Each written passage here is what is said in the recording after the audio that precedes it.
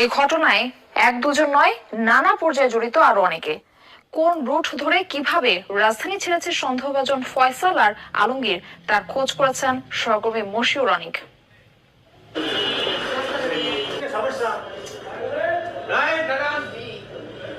12 December 2025 শুক্রবার জুমার নামাজের পর অটোরিকশায় করে যখন ওসমান হাদি রাজধানীর বিজয়নগরে বক্স কালভার্ট রোডে বাইতুস জামে মসজিদের সামনে পৌঁছান, ঠিক তখনই সেখানে পৌঁছায় আগে থেকে ফলো করতে থাকা মোটরসাইকেলের দুই আততায়ী।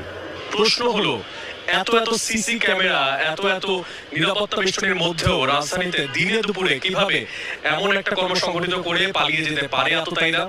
যমুনা টেলিভিশন সেই আদ্যপান্ত খুঁজে বের করার চেষ্টা করবে।